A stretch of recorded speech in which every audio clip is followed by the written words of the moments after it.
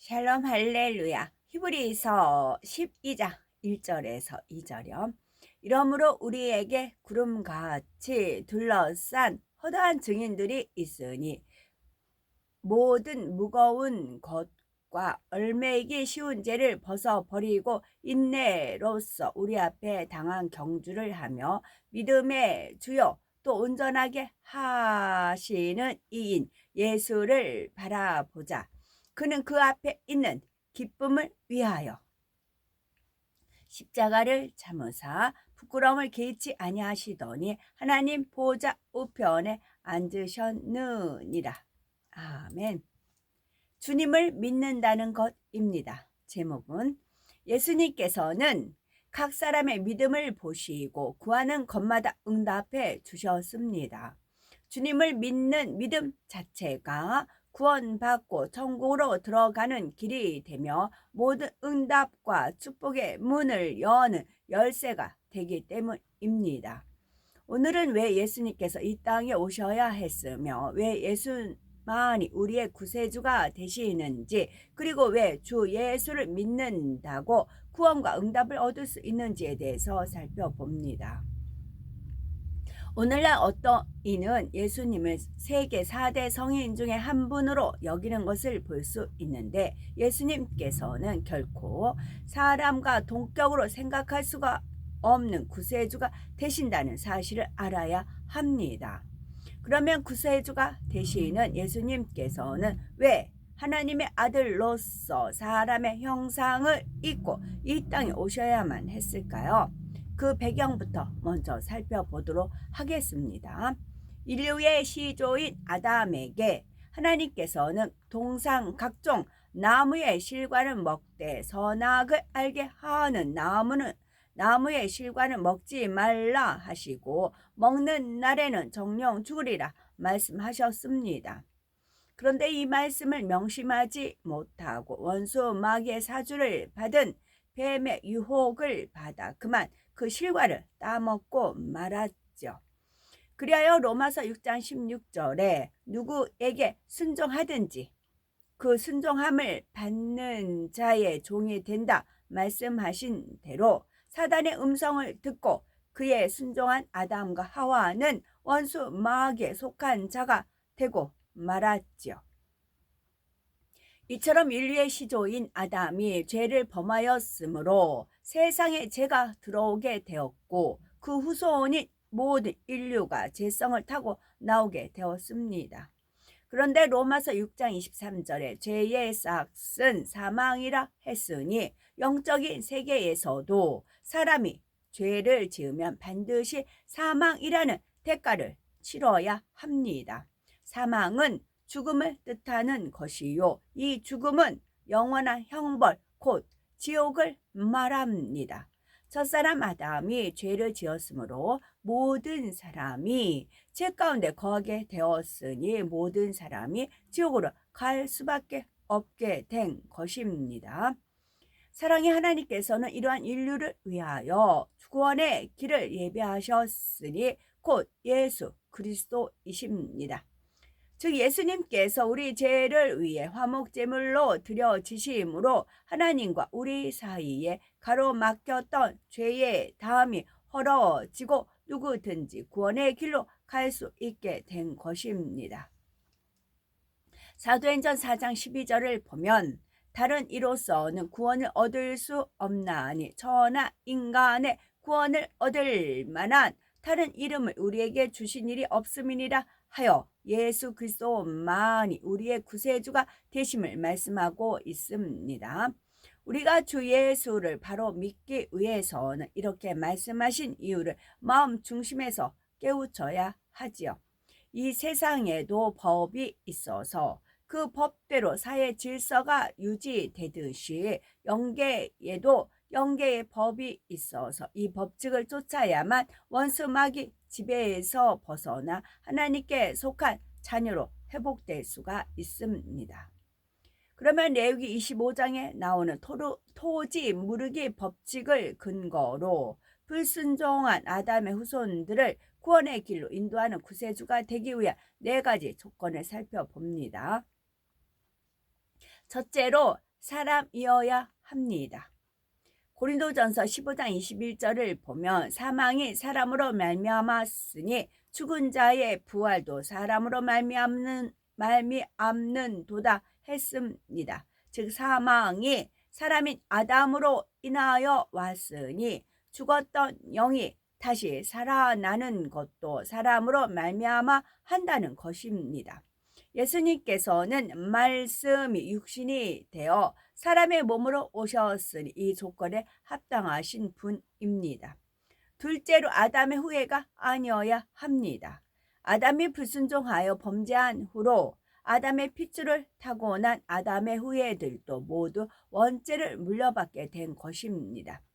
그런데 자신도 돈이 없어서 빚을 진 사람이 다른 사람의 빚을 탕감해 줄 수 없듯이 죄인이 다른 사람의 죄를 대속해 줄 수는 없는 것이지요. 예수님께서는 사람으로 태어나셨지만 남녀의 정자, 난자가 결합하여 잉태된 것이 아니라 통정녀 마리아의 몸을 빌어서 성령으로 잉태되어 나심으로 아담의 후예가 아니시며 구세주가 될 수 있는 자격이 있으신 것입니다. 셋째로 힘이 있어야 합니다. 영적인 세계에서는 죄가 없는 것이 곧 힘입니다. 예수님께서는 아담의 후예가 아니시기 때문에 원죄가 없고 또 하나님의 말씀대로 사셨으므로 스스로 짓는 자범죄도 없었습니다. 그러므로 히브리서 7장 26절을 보면 주님에 대하여 이러한 대제사장은 우리에게 합당하니 거룩하고 악이 없고 더러움이 없고 죄인에게서 떠나 계시고 하늘부터 높이 되신 자라 했습니다. 죄가 없는 것이 영계에서 얼마나 큰 힘을 발휘하는지 성경을 보면 잘 알 수가 있습니다. 죄 없으신 예수님께서 명하시니 더러운 귀신이 떠나가고 각색 모든 질병과 연약함이 치료되었으며 심지어 죽어 썩은 냄새가 나는 나사로를 살리는 역사가 일어났습니다. 이런 죄 없으신 예수님이시기에 어둠의 권세를 굴복시키며 사망까지도 이길 힘이 있으셨기 때문입니다. 넷째로 사랑이 있어야 합니다. 앞서 말한 세 가지 조건을 다 갖추었다 할지라도 사랑이 없으면 죄를 대속할 수가 없습니다. 죄를 대속하기 위해서는 죄인들을 위해 자신의 생명까지 주는 희생이 있어야 하기 때문이지요. 그런데 예수님께서는 우주 만물의 창조주이신 하나님의 독생자이셨지만 피조물인 사람에게 온갖 조롱과 멸시, 천대를 받으셨습니다. 또한 나무 십자가에 손과 발을 못 박히시고 머리에는 가시 면류관을 쓰셨으며 온 몸은 채찍으로 맞으시고 옆구리는 창으로 찔려 물과 피를 다 쏟으셨지요. 갈라디아서 3장 13절을 보면 그리스도께서 우리를 위하여 저주를 받은 바 되사 율법의 저주에서 우리를 속량하셨으니 기록된 바 나무에 달린 자마다 저주 아래 있는 자라 하였습니다. 했습니다. 곧 사망이라는 이 율법의 저주에서 우리를 속량해 주시기 위해 예수님께서는 나무 십자가에 달리셨던 것이지요. 또한 레위기 17장 11절을 보면 생명이 피에 있으므로 피가 죄를 속하느니라 했고 히브리서 9장 22절은 율법을 쫓아 거의 모든 물건이 피로써 정결케 되나니 피 흘림이 없은즉 사함이 없느니라 말씀한 대로 예수님께서는 흠도 점도 없는 보배 피를 흘려 주심으로 우리로 하여금 제사함 받아 생명을 얻게 하여 주신 것입니다. 하나님께서는 사랑하는 독생자까지 희생 제물로 내어주시며 우리에게 구원의 길을 열어주셨습니다. 그러면 우리가 구원의 길로 들어오기 위해서 필요한 것이 무엇일까요? 바로 주님을 믿는 믿음입니다. 로마서 1장 17절을 보면 복음에는 하나님의 의가 나타나서 믿음으로 믿음에 이르게 하나니 기록된 바 오직 의인은 믿음으로 말미암아 살리라 함과 같으니라 하셨지요. 여기서 예수 그리스도를 믿는다는 것은 그냥 입술로만 믿는 것을 의미하지 않습니다. 그러므로 주님을 믿는다고 어떻게 구원에 이를 수 있으며 또한 참 믿음이란 무엇인가에 대해 분명히 알고 있어야 합니다. 전에는 아담이 하나님께 불순종하고 영계의 법을 어기므로 그의 모든 후손이 사망의 길로 가고 모든 권세를 원수 마귀에게 넘겨줄 수밖에 없었습니다. 그런데 이번에는 원수 마귀가 영계의 법을 어기고 예수님을 십자가에 못 박아 죽게 하였던 것입니다. 로마서 6장 23절에 죄의 싹은 사망이라 말씀하셨으니 영계의 법은 오직 죄를 지은 사람만이 사망 형벌을 받아야 합니다. 그런데 원수 마귀는 악한 자들을 사주해서 원죄도 자본죄도 없는 예수님을 죽게 했으니 이것이 바로 원수 마귀의 큰 실책이었던 것입니다. 그리하여 죄 없으신 예수님께서는 죽음에서 부활하셨고 원수 마귀는 예수님을 믿는 자들을 다시 하나님의 자녀로 내어줄 수밖에 없게 되었습니다. 또한 십자가의 고난으로 말미암아 예수 그리스도를 믿는 사람들은 가난이나 질병, 연약함 등 온갖 저주에서 노임받게 된 것입니다. 에베소서 5장 31에서 32절을 보면 이러므로 사람이 부모를 떠나 그 아내와 합하여 그 둘이 한 육체가 될지니 이 비밀이 그도다. 내가 그리스도와 교회에 대하여 말하노라 했습니다. 사람이 부모를 떠나 아내와 합하여 한 몸이 되는 것은 세상 사람들도 다 아는 사실인데 그것이 무슨 큰 비밀이 되겠는지요. 그럼에도 성경에 이것을 기록한 것은 바로 여기에는 영적인 뜻이 담겨 있기 때문입니다. 즉, 이 말씀은 그리스도와 교회를 비유하여 말씀하신 것이지요. 요한복음 8장 44절에 너희는 너희 아비 마귀에게서 났으니 너희 아비의 욕심을 너희도 행하고자 하느니라 말씀하신 대로 우리가 죄 중에 있을 때는 마귀의 자녀였습니다. 그러나 우리가 예수 그리스도를 믿고 구세주로 영접하면 하나님의 자녀가 되고 주님께서는 우리의 신랑이 되시고 우리는 주님의 신부가 된다는 사실입니다. 하나님께서는 이러한 증거로 성령을 선물로 주시고 우리 마음 안에 성령이 내주하시며 성령으로 영을 낳게 됩니다. 따라서 성령이 원하는 대로 하나님의 말씀대로 살면서 진리로 변화되어 가는 것입니다. 남녀가 한 몸을 이루어 생명을 잉태하게 되듯이 바로 우리도 믿음으로 예수 그리스도와 결합할 때 성령으로 영을 낳아 하나님의 자녀로 다시 태어나게 되는 것이지요. 이처럼 주님을 마음 중심에서 믿으면 삶 속에서 그 증거가 나타나게 됩니다. 즉 입으로만 주여 주여 한다고 믿는 것이 아니라 정령이 죄를 버리고 하나님의 뜻대로 살아가고자 힘쓰게 됩니다.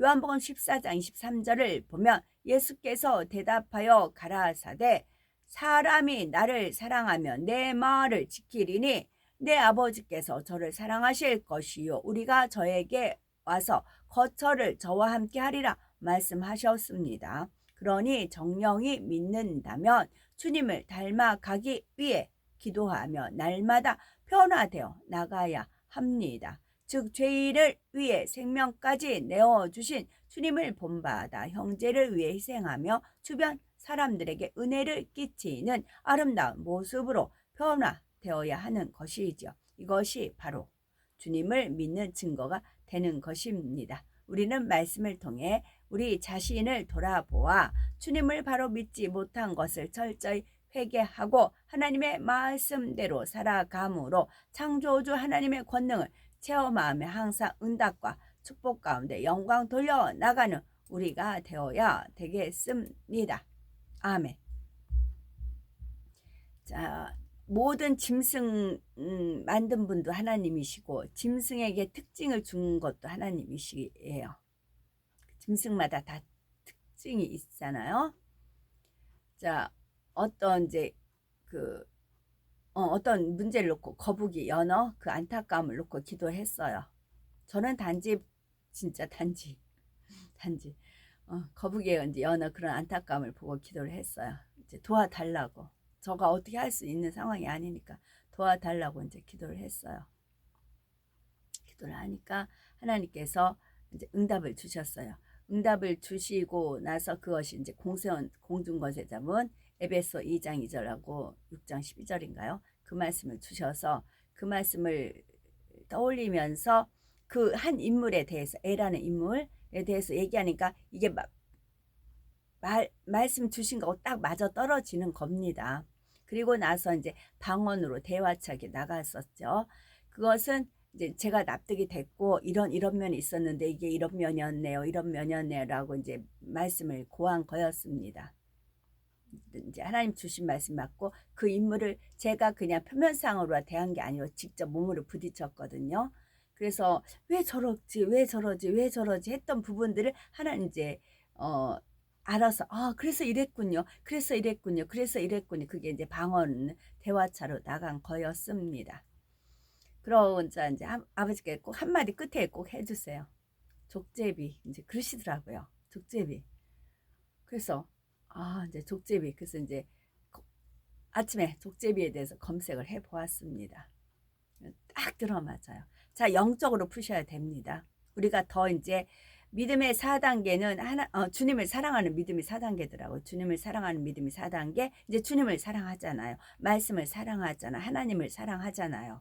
그러면 어떻게 이제 사랑하니까 그 상대를 기쁘게 해드리고 싶잖아요. 사랑을 하면. 하나님을 어떻게 하면 기쁘게 해드리고 싶잖아요. 하나님의 말씀에서 말씀과 뜻과 모든 것을 헤아려서 순종하여서 기쁘게 해드리고 싶잖아요. 기쁘게 해드렸다는 증거가 나오면 마치 아브라함 이삭을 드리듯이 했으면 하나님께서 그때부터는 입문이에요. 그때부터는 이제 입문에 들어갑니다. 영의 세계 입문에 들어가요. 그럼 또 다른 차원으로 이제 끌어주십니다. 하나님께서 우리를요. 그래서 한 단계 업그레이드 해서 제가 아까 대제사장을 말씀드린 거고요. 자, 쪽제비는 똑똑합니다. 대신에 교활합니다. 그리고 쪽제비는 이제 뭐 닭장에는 닭을 잡으려고 하면은 지 구멍으로서 들어가는데 지 머리만 들어갈 수 있으면 몸이 있어도 능히 들어가서 닭을 잡아요. 그게 쪽제비 특징이고요. 쪽제비는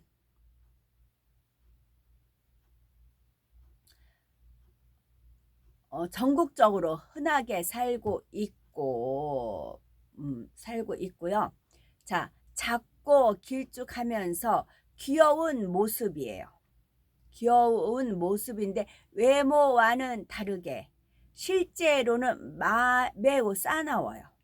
자, 외형상으로는 잘났고 그랬어요. 근데 영적으로는 매우 싸납다고요. 영적으로는 하나님 보시기에 족제비는 그래요. 영적인 족제비로 말하면, 그러니까 번제를 드릴 때 소를 드리고 양을 드리고 비둘기 드리고 다 소가 양이 어떤 면에서 하나님 기뻐 받으시는가를 주님의 모습으로 비춰서 말씀 읽어 드렸잖아요. 이 쪽제비도 역시 마찬가지이고요. 또한 작은 몸집에 비해서 공격적이면서 턱과 힘이 강해서 말을 잘해요. 말빨이 세요. 턱과 힘이 강해서 자신보다 훨씬 큰 먹잇감들도 죽이고 상대의 급소인 경추를 노리고 급소를 알아요. 급소인 경추를 노리고 물어 뜯어서 사냥하기에 등에 올라타기만 하면 토끼 정도의 동물도 잡아 먹는다는 겁니다. 그리고 또 한 가지 특징이 있어요. 특히 배가 불러도 계속 사냥하는 습성으로 인해서 피해가 큰 겁니다. 본인이 배가 불러도 보통 사자나 자기 배 양이 차면은 뭐 그냥 옆에서 놀아도 안 잡아먹는다 그런 말이 있잖아요. 근데 배가 불러도 계속 사냥하는 습성이 있어요. 영적으로 그래요. 먹어도 채워지지 않은 계속 영적인 거 욕심을 내는 것입니다. 그런 특징이 있고요.